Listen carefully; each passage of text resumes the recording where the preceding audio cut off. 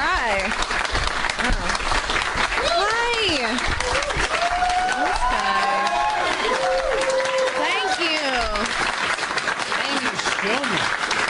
I can't believe this. And why is everyone like hot? You know, good demo. The excitement level here for you today, because this is like the coolest time to talk to you, because it's right before you're everything already happens. like you're about to plateau, so enjoy this. I think just the opposite of a plateau. I think that we're going to look back on this, and this is like Amy Schumer right before she became a huge cunt. Yeah, exactly. It's like, I like back then you could talk to her, and she wasn't surrounded by people. This is the last time you'll be making eye contact. That's it. This is really exciting. Thank you guys for coming here. That's so badass. I was like, it's going to be my mom and me. No, it's just the opposite. We packed this place out. Look, we got people over there. They couldn't even get in. Hi. They're waving to you through glass. The one black person, you put them in that room? Oh, wait, no. All right, sorry. Okay, thank you. Yeah. All right. I was like, that's not cool. But we're getting pictures of both of them for the internet. So you work them into every picture. It's New York. It's a very urban audience that we have. It's a melting pot in this room. Isn't it? Yeah. But is this as exciting for you as it kind of feels on the outside? I mean, like this time? Yeah, this time, right before the big show starts. I feel like I'm really excited for people to see the show, and I'm so proud of it. It's funny, and it's dangerous. But in terms of, like, there's like a billboard, and I'm about to be on all the subway stations. That stuff is really unnerving and weird. And I don't know. It's a weird time. I feel really excited and terrified. No, what is the scary part of it? What's the downside of it? Well, New York, I mean, you really can just walk around and no one gives a shit about you. And so, but just getting recognized more and just being more accountable for what I say. I feel very free and honest with how I talk and how I live, and I dress like shit all day, and I never, like, this is not my natural, I wake up like this, you guys. No, but to get hair and makeup and stuff, that's not my stasis, so it just feels like a lot of pressure, but I'm trying to just enjoy it and be excited. Well, the cool thing is the show, they're making it about you and your attitude, because a lot of comics get kind of shoehorned into something. Totally. Yeah, no, this is all my sensibilities, Right. and of course it's called Inside Amy Schumer because it's supposed to sound like my pussy, but all right. But it's really it's a really personal show, and it's just everything that I think is funny and my sensibilities, and it's my stand-up, and it's just real intimate, hard stuff. So the Comedy Central didn't project it all. They weren't like, we want you to be this. It's me. Yeah. So the great thing is you got to do the stuff that you wanted to. The downside is you got no one else to blame it on. If it's even with censorship, I was like, there's no way they're gonna, like, there's one scene, and I have a joke but it's true, where my friend and I will send each other porn. This girl I'm friends with, and she called me one day and she's like, I have this great new porn for you. It's porn for women, like, it's just sex from the woman's perspective. And I asked, like, is it just the camera looking out at the room, just kind of scanning around, just maybe zooming in and out of the headboard, you know? And then I was like, we should film that. We should film what it would look like, what the girl sees when she's having sex. And so we filmed that. I was in the room, like, under the bed with a little monitor telling them what to do. And then I at the end of that scene, I make out with Amber Tamblyn. We didn't even need to do that. I was just like, hey, would you do this? But I was like, Comedy Central is going to be like, we can't really do this, but they have not put the brakes on, so it's all on me. So that's the coolest thing that you can imagine, though. Yeah, that's the and coolest, terrifying. Like, yeah, I've got ideas, I'll shoot them, but do you have any stuff been chucked out at all, even by you, or are you looking at this? And censorship-wise? Yeah, or any-wise. Oh, Yeah, so, you know, they've thrown away some stuff, but then there's also been stuff that we've you know, me and the two other producers have fought for, and if we feel real strongly about it, but they've been pretty much with us. But I do an interview every show where I just I don't want to talk to celebrities because who gives a shit, you know, but I wanted to talk to real people who just do a job that I have never really talked to somebody, like a dominatrix or just not a job, but like a just really well endowed guy. Just like, can you run? Just like questions, just questions that I've always had, or a ballerina, like, are you just hungry? Just like, what's it like? And so I talked to one guy who his thing was that he's a Jesus camp counselor. And that interview, there's a lot of awkward pauses. I'm like, do you think I'm going to hell? And he's just like we just kept the silences. We just kept filming in real time. And you know, and he obviously thought I was going to hell. And Comedy Central was like, oh, we don't know if I'm like, I'm going to fight for this one. We need to show how awful these moments were. I want people to see this. So this is the time for you, but to a lot of people who are just now going to know you, it seems like, oh, young girl, overnight success, but you've been doing this a long time. Yeah, I feel like I've paid my dues. That would have been great. I would have felt no guilt if this could just, I've just been kind of having an easy road. No, I've been doing stand-up and auditioning and been on the road for almost 10 years, and it's been hard. It's an isolating life that I don't know that I would have chosen if somebody had warned me. Now I warn people. They're like, hey, I'm just like thinking about, moving to New York and trying stand-up. And I'm like, don't. Right. Like, have a family, go to dental school. You know, like, don't do this. Well, particularly I think for a woman, because women, like, if they want to plan a family, it's a lot different than if a guy plans a family, because a guy really doesn't give a shit. A guy plans a family. It's just like them spreading their seed. And they're like, I got a kid in Akron. But guys can do that. Guys can and do that in the same way and go, but I'm a good dad. I saw him last Christmas. Right. I'm a great guy. I know. Where a woman will be like every minute of the day. I just did a roast with Jerry Lewis, who has I don't know if she's 60 now, but has a daughter that he just never acknowledged. So you can go that route. Just like, you know what? I don't know you. You don't know me. Oh, really? Because I'm made of your DNA.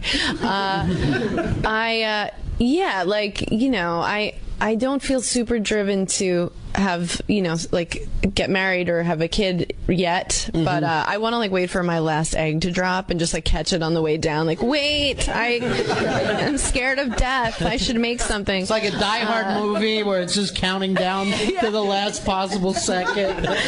She's never going to get that egg. Totally. Is it The Last Crusade where they catch the goblet? But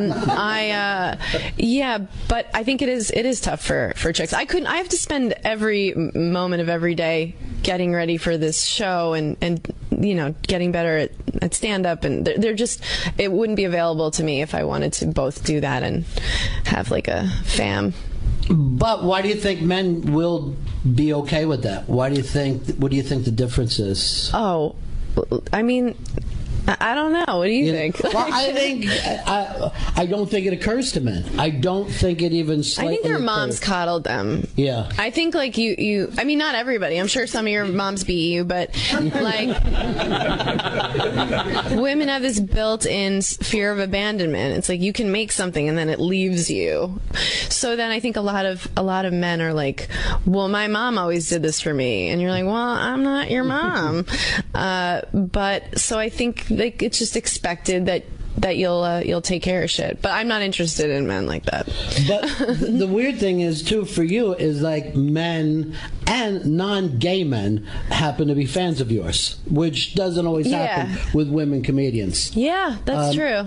Normally it's the girls like her and gay guys are crazy about her. But you're right. If you look at your audience, no, these guys are all complete facts. Obviously.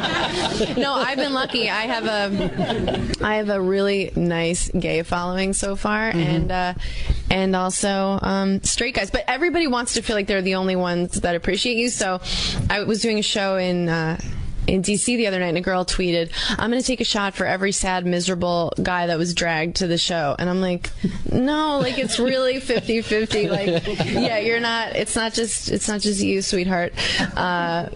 But yeah, that has been lucky. So I hope that continues. I hope I don't start alienating either side. But you know, you go back to that, and you are now going to have those fans who are like, "But I was into her before the TV show." That's nice. Yeah, I've known you since. People are like to be like, "I was a fan of yours," and it's like not that long ago. Yeah, right. You're like, okay. Wow. What was the point that you found out that people were actually showing up just for you?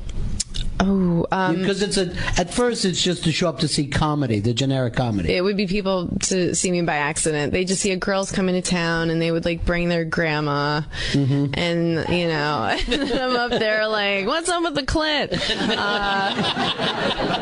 But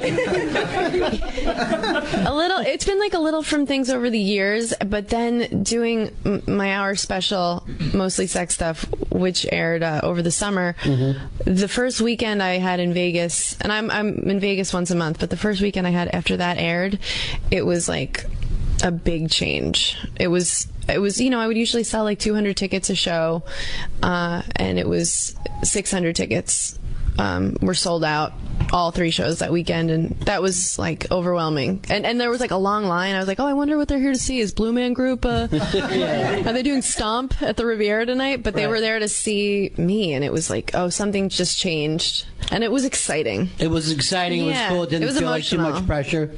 No, it did. I just had an hour of material burned, and and only I filmed my special at the end of June, and it aired in August. So I had like maybe 5 new minutes, and you know, some people understand that stand-up is something you're sort of crafting over time to get to a place you want it to air. But a lot of people think it's like just off the top of your head.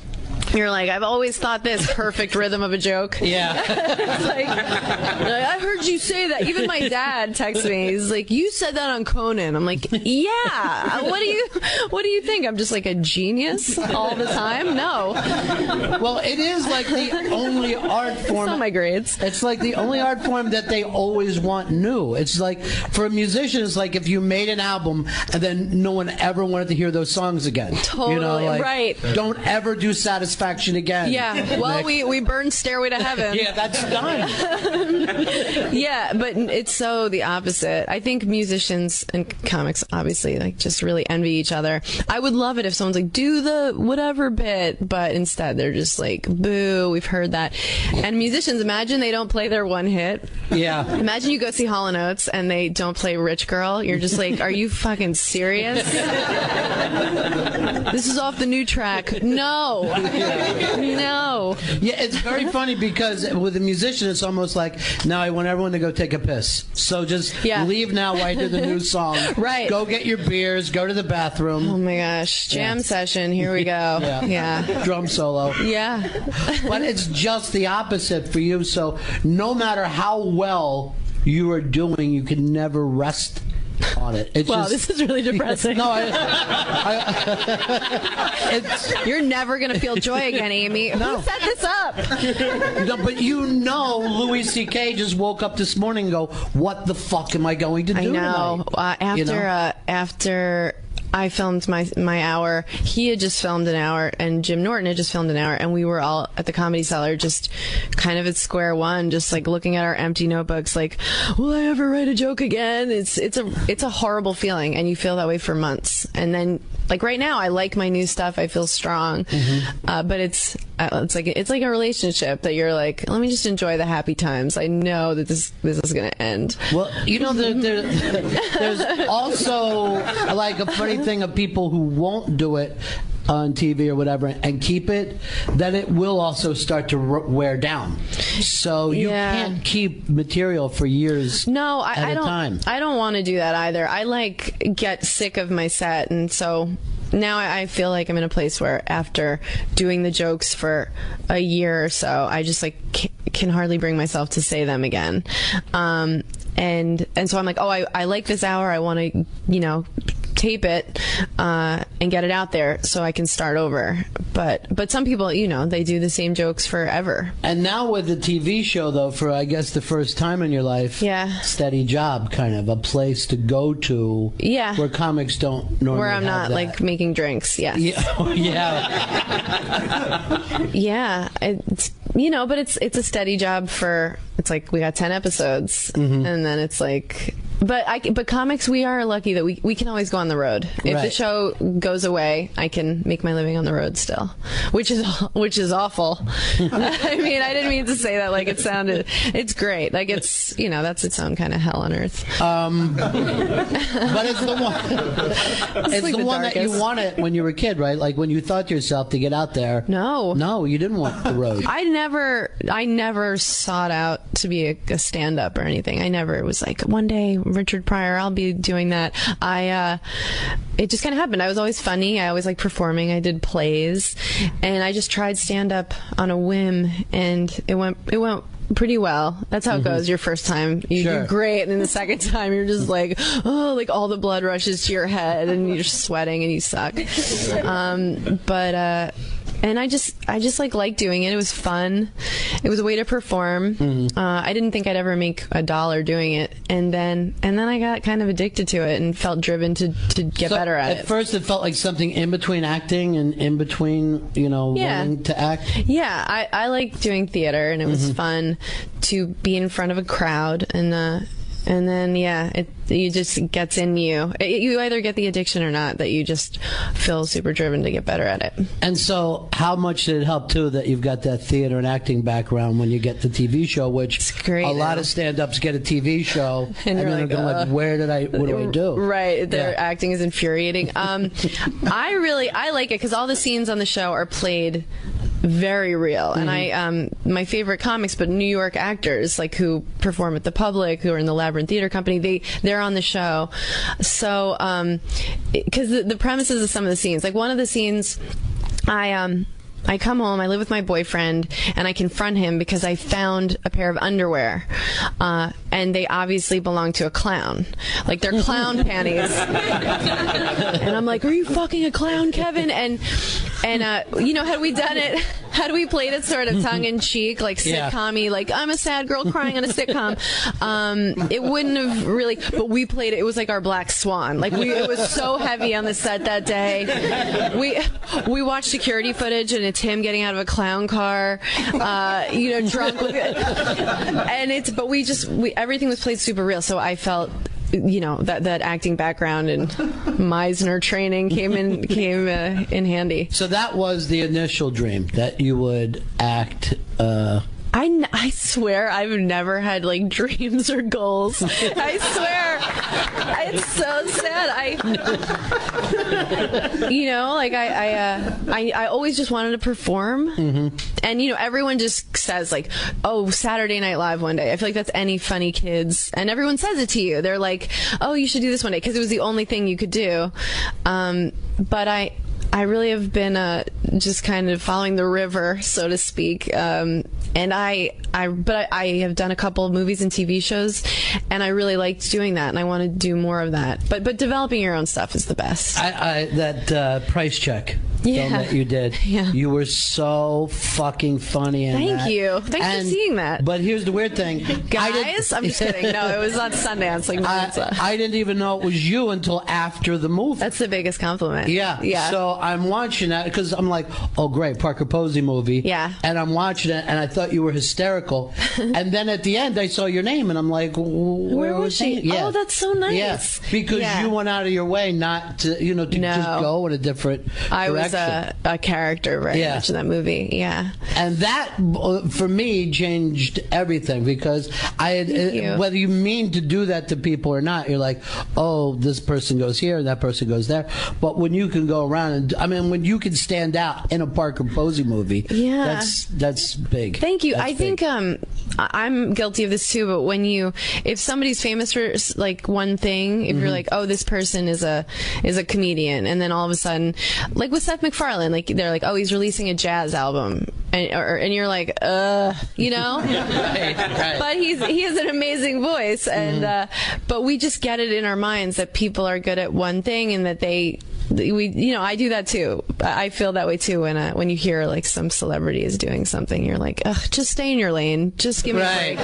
But But in high school, those people did everything. You know I know. What I mean? Yeah, they're like, no, it's been a part of me forever. But you're like, well, I've never seen it. It's like, well, you're unemployed and like you owe a lot of money, so who cares? It is amazing how confident the American public is in their decisions about what's good and what's Especially bad. Anonymous people on the internet. Yeah, the internet I think this alias. Yeah, right. You blow. Yeah. Well, what kills me is with Twitter is now people allow that to come into their lives. Right. You know, I'm fairly sure that Elizabeth Taylor had no idea who liked her and who didn't. What did this person say? It's weird. I'll go through times where I'm like, I'm not going to look at Twitter, but it's like knowing that everyone in the next room is talking about you and you can listen in, but it's not healthy. Right. It's not good for people to have that much access to you. Yeah. I got in like a debate with a 14-year-old usher in Indianapolis once. I'm like, what am I doing?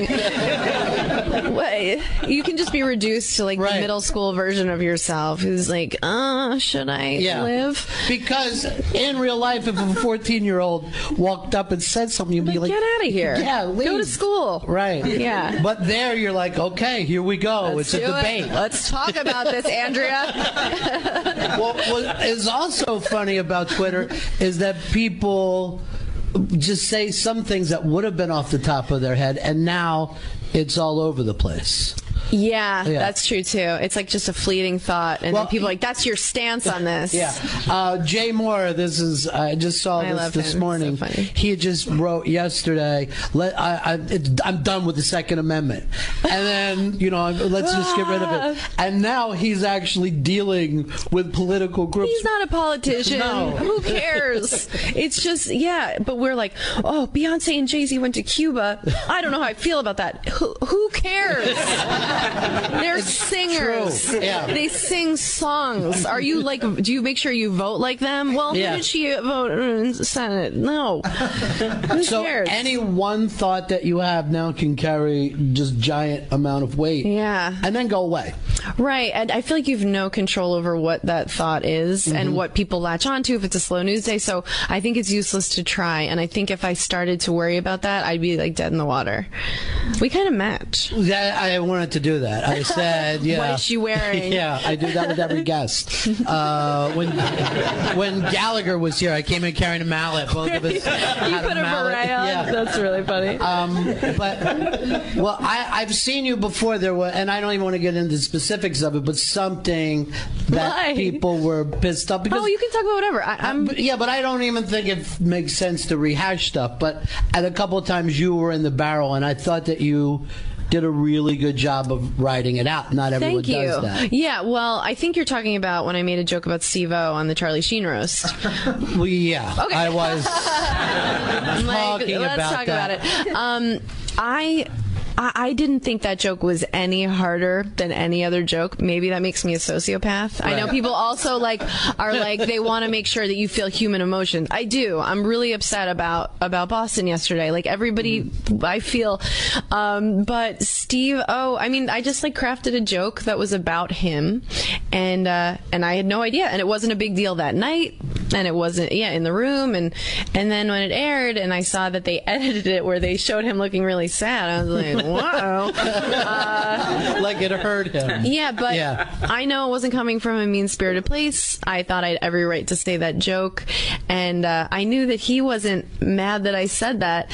So, people freaking out about it, I was just like, no. I don't apologize. Right.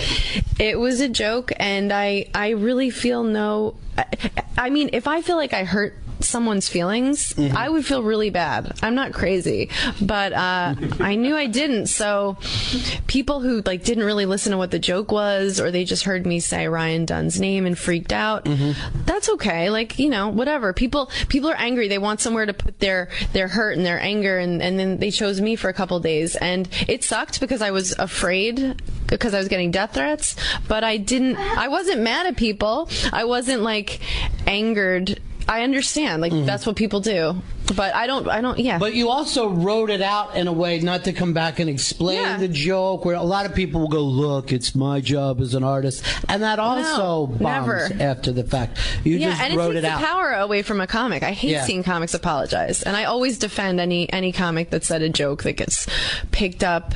And the weird thing is that joke was not nearly as cringy as the one about Patrice's foot. That's the one. That's the one that made me feel bad. I had a whole run on Patrice. Oh, that's the one you meant. Yeah, I was like, oh. I'm just like, which thing did I say that you think I should? Patrice, I mean, a lot of us went after Patrice's weight and diabetes, and he was my friend, and they added him to the dais last, and I was like, whoa, he is like the guy I'm scared of, because he could just cut you right at the core, just see an insecurity you didn't even know you had, and just be like, you. So I was like, okay. And Comedy Central was like, you're doing too many jokes about Patrice. Like in the rehearsal, I was like, yeah, I want him to be the proudest of me. I want to make him laugh the most. And so I cut back on those. But that joke, I don't remember exactly how it was worded, but it was about it also being like a going away a farewell party for Patrice's foot. Yeah.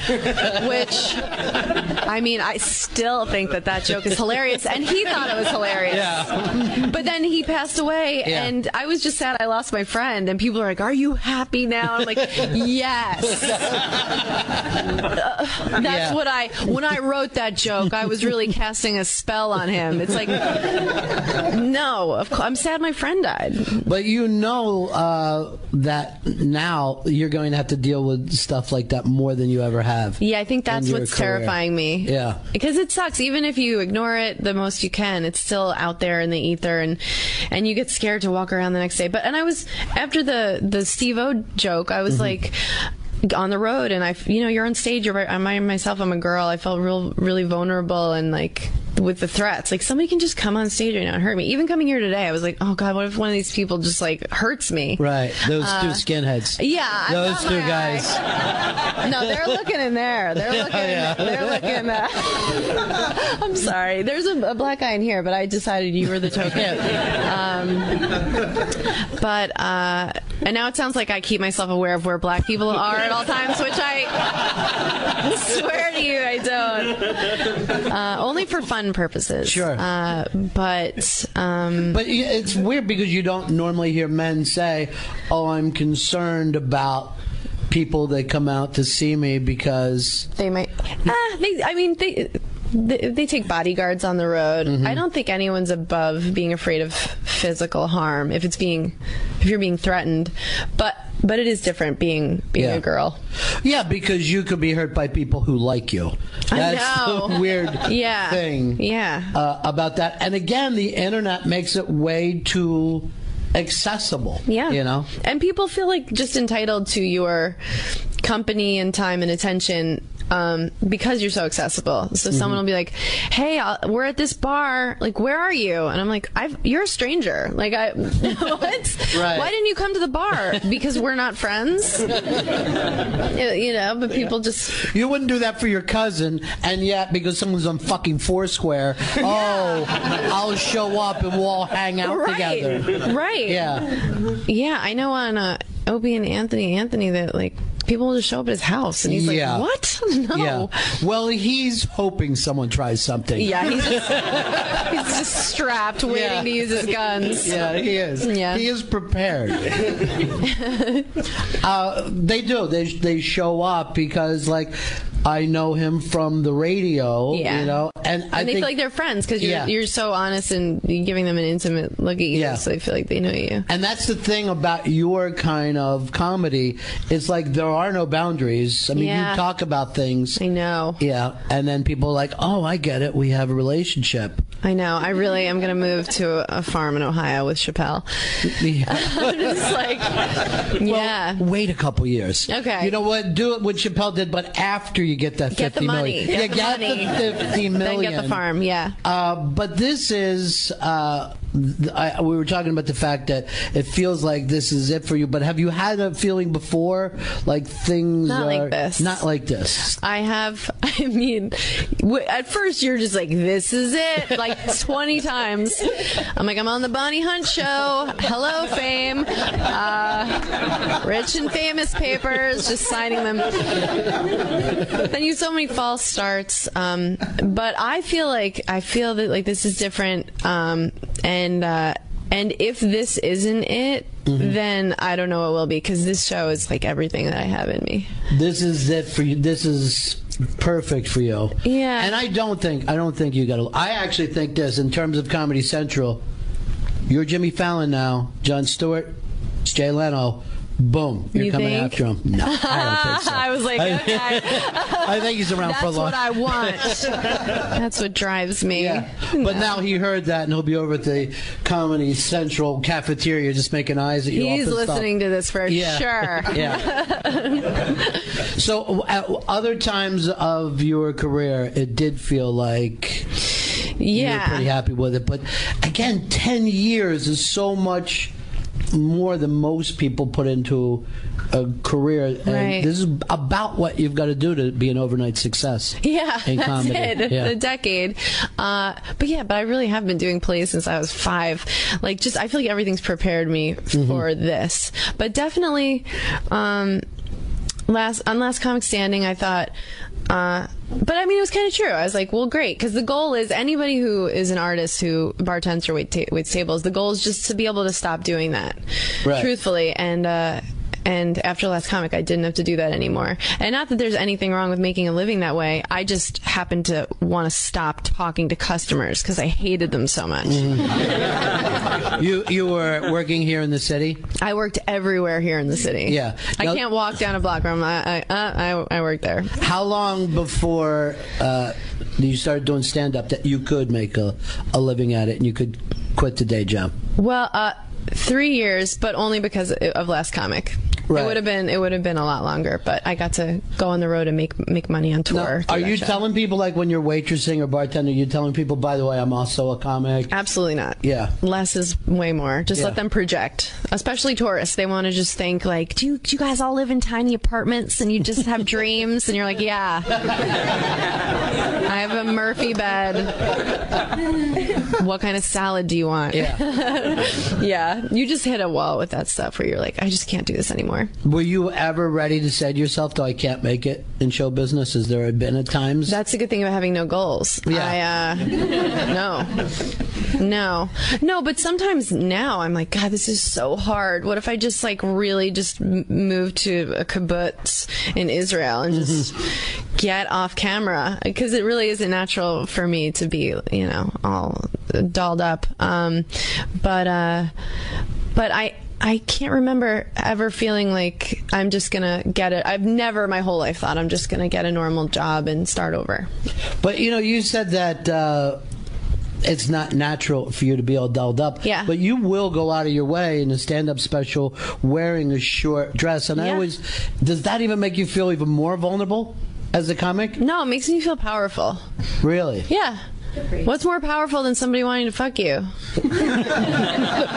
This is going to be the soundbite that leads to my demise. No, I feel strong and healthy and beautiful, and I'm not everybody's thing. Like, I'm not a twig. I eat pasta kind of whenevs. I drink, and I'm not changing that. So I mean, I have days where I feel like total dog shit, and I'm like, I cannot believe anyone's ever had sex with me. But I really try to keep it like comfortable in my own skin and not afraid to put it out there, because I'm not I'm not a 10, but I'm not a 5. So this is it, and get on board or get off. Well, you got to admit, though, you are a comedy 10. So that helps out. I'm a comedy 12. Please, how dare you? Well, one of the reasons why I brought up vulnerability is because, and I've never had a guest say this, you're like, I'm going to take the sweatshirt out with me to put on my lap so everyone can't see my vagina. Yeah. And sorry, trust me, you're not missing out. It's not in good shape right now.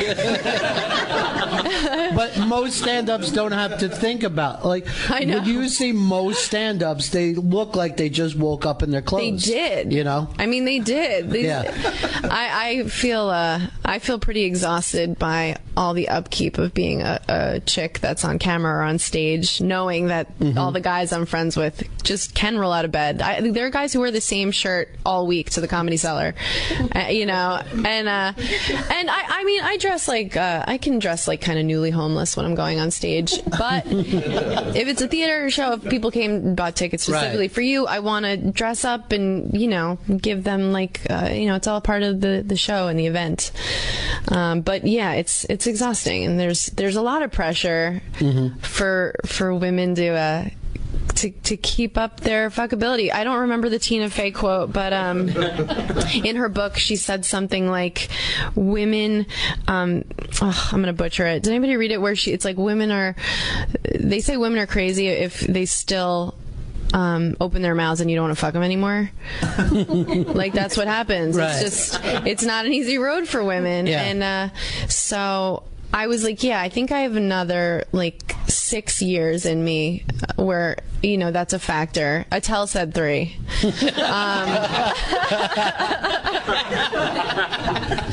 But it's a part of life, and I do feel resentful about it sometimes, and then other times I'm just like, I'm not going to give it any energy, and just it's a part of it, and I'm going to just try and do my part, that, you know, use what you have, but then have people pay attention to what you're saying. Well, you are friends with so many great male comics. Yeah, it's horrible. Yeah.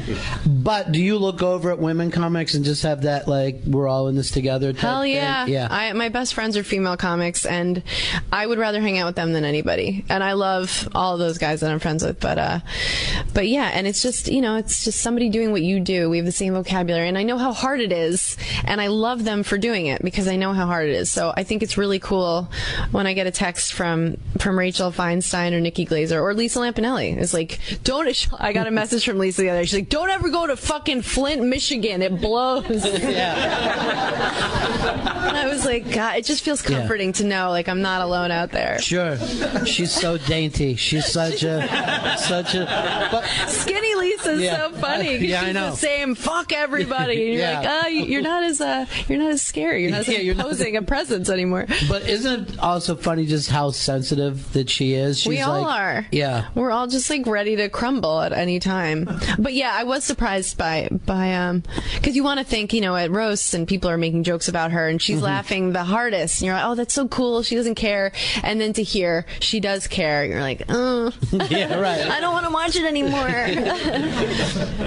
But that's the thing, that everybody puts it out there every single time. Yeah. For you going up early on with, you know, there's 7 guys in the show and you, was it tough, or did just anything? It was tough because I sucked. Like, it wasn't a gender thing. But, you know, as I got kind of better along the way, when someone sees a woman taking the stage, it is like the band saying we're playing a song off the new album. They're like, now's a great time to go to the bathroom. And so that bothered me a little bit, and then I enjoyed it because people are like, here we go, snooze fest. And then you go up and you surprise them, and now people know who I am a little more, so I don't have that struggle of I gotta win them over in the first joke. I can take my time, but yeah, no, at first it was just because I was bad. But you need that scar tissue, don't you? You need that scar tissue. Yeah, it hardens you, but it also just takes away your fear, because you're like, what's the worst thing that can happen? They don't laugh. Okay, that's fine. What am I afraid somebody's gonna heckle me and say? They say it. Like, over the years, it all happens, and then it's fine. I love that idea, though, because most people think they couldn't do that because all these bad things are happening. Yeah. And you said, yes, they do happen. They happen. There's nothing left. And it's okay. Yeah. That somehow makes it better. Yeah. I box. I work with a boxing trainer, and a lot of comedians do. And it's a strange thing, but I think it's the same kind of thing. It's like you go in and you might get hit and you feel it hurts, it's painful, but then after you're just stronger and the fear leaves you. I think it's the same kind of thing. So I feel fearless for real on stage. But how about before stage? Right before you go up, does the fear still show up? Do you still have times where you're like, what am I going to do the next hour? Or no, you're past it? Yeah, I don't. I get scared of things like ordering another drink from the flight attendant. I'm like, hi, I'm sorry. Just random things, like just interacting in society gives me anxiety, but not. I could go up in front of a couple thousand people and be like, hey. It's weird. What you really need is 2,000 flight attendants. Oh my God. And a microphone. Then I won't be scared anymore. Then you're able to do it. Well, they're so mean, you know? You're just like, look, it's not. You're like, excuse me. They're like, ugh. You're like, I'm thirsty. So the Inside Amy Schumer show that airs soon, April 30th, April 10:30. And that night, how are you going to be spending the night? Are you going to be watching it with everyone else, or no? That's another thing that I have some scar tissue from. Having like a viewing party to watch yourself. Is there something grosser than being like, everyone sit next to me and watch me watch myself? And I've been like cut out of things, or my role's been made smaller. Right. I was on 30 Rock and I had a viewing party, and it was really embarrassing. So I have friends over. We have like chips and salsa, and I'm like, here it comes, and one line. And it was just like, okay, well, that was it. And everyone's like, you were amazing. You're like, oh, shut up. I just need to get drunk. But so that night, I'll be in LA because I'm doing press that day. And I'll just watch it with my friend that helped me produce it. And yeah, but, the work is done. It was doing the work that was fun. Ew, who am I, Melissa Leo? I'm sorry. I just like...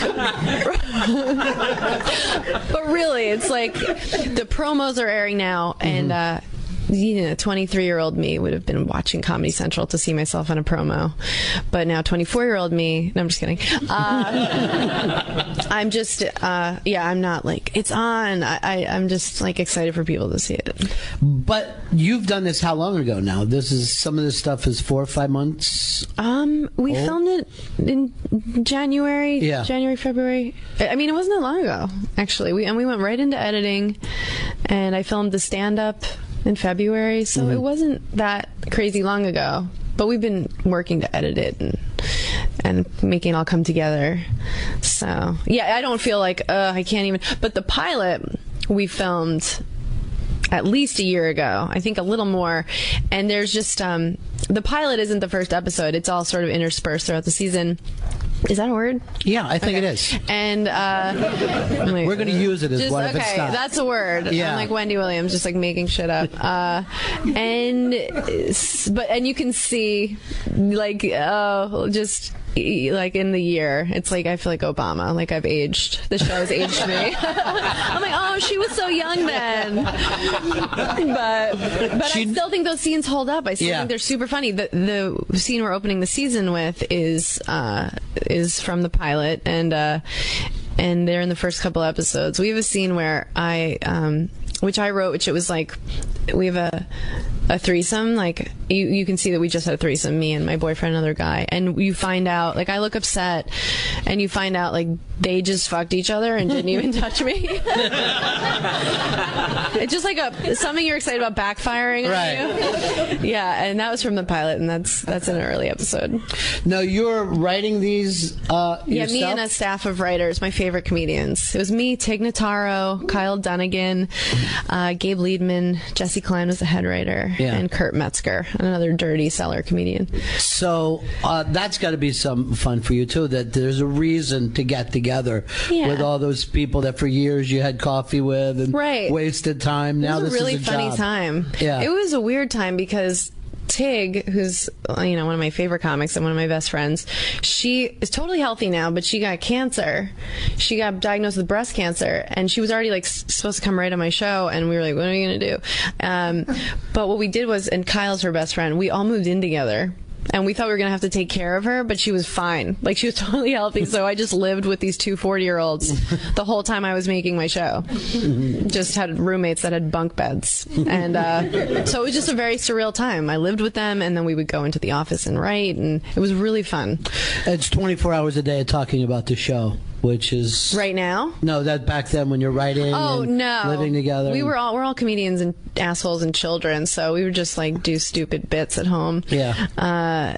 And no, they'd be like, oh, I have to write this scene. And I'm like, yeah, it's for my show. Go do it. Stop crushing my dreams, your laziness. But you have no dreams. That's right. There are no dreams. You're right. This is it for me. So you would be happy if this went on for a long time. There's no kind of, I want to be in movies and do this. And I do want to do movies, for sure. I just like doing that, but... And this show it's the dream I didn't know I had. Mm-hmm. I mean, it's everything I've been doing always. But I don't think I'd want to do this show I think I probably just have another season or two in me. Mm-hmm. It's so much work. It's so much stand up. And I only want to make stuff I'm really proud of. There's no filler. There's no scene that I'm like, ugh, this isn't my favorite. I love every second of the show. Well, what I think is terrific about it, and again, I started this way. Not everyone gets that chance to do their stuff and bring their friends in and do the stuff that they really want to do. And I think what's great is all the people here have been following you for a long, long time, and you're really, really funny. Thank you. And incredibly sweet, and it's really good to see you getting this shot. Thank you so much. Happy for you. Everybody, just turn off the radio now. Just turn off the radio, and now we're going to go to TV. TiVo. Yeah, we're going to go. No, let's even watch the commercials. Okay. Yeah, let's watch the commercials tonight. And buy the products. Buy every product and write to them. And like it on Facebook or whatever. I saw this on Inside Amy Schumer. It's really great. And keep buying with her. Amy Schumer, everybody. It's just so fantastic. Thank you so much. Thank you. Thanks for having me.